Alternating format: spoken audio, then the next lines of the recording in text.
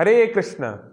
कई बार प्रश्न आता है कि मैं तो अपनी ईर्ष्या को, मन को नियंत्रण करने का प्रयास कर रहा हूं, लेकिन लोग मुझसे जलते हैं, तो मैं क्या करूं, कैसे डील करूं?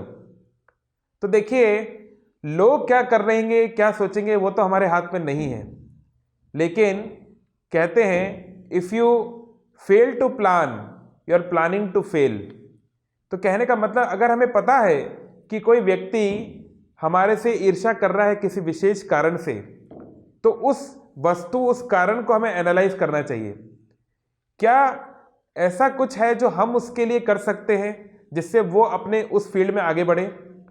अगर हम अपना हाथ आगे बढ़ाएंगे तो ये सामान्य मानवीय वृत्ति है, ह्यूमन टेंडेंसी है कि वो भी थोड़ा सा रेसिप्रोकेट करेगा, उसके अंदर भी थोड़ा पॉजिटिव डीलिंग आएगी।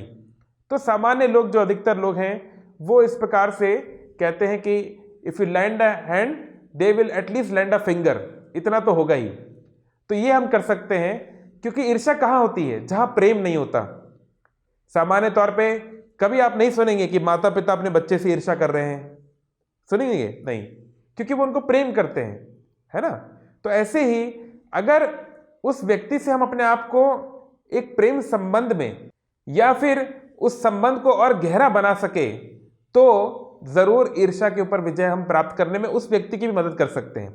कि उसको लगना चाहिए कि मैं तुम्हारा वेल विशर हूं, मैं तुम्हारा शुभ चिंतक हूं। तो पहले तो हम ये कार्य कर सकते हैं। दूसरा, लेकिन हम देखते कोई व्यक्ति का, उसका चरित्र, उसका नेचर ही उद्दंड है, उसका चरित्र इतना खराब है कि बदलेगा नहीं। तो ऐसे व्यक्ति से हमें दूरी बना के रखना जरूरी है। कहते हैं ना, दूध का जला छाछ भी फूक फूक के पीता है, वंस बिटन ट्वाइस शाय। तो अगर आपको पता है कि ये व्यक्ति जो है ये ईर्ष्या से भरा हुआ है और इसके इस विष को निकाल पाना इस समय संभव नहीं है, तो उस प्रकार से हमें प्लानिंग करना चाहिए कि हम कैसे उसके विशियस साइकिल से, उसके प्रभाव से दूर रहें। उसके लिए हमें प्रयास करना चाहिए। और तीसरा, हम भगवान से प्रार्थना कर सकते हैं। देखिए, भगवान सबके हृदय में है।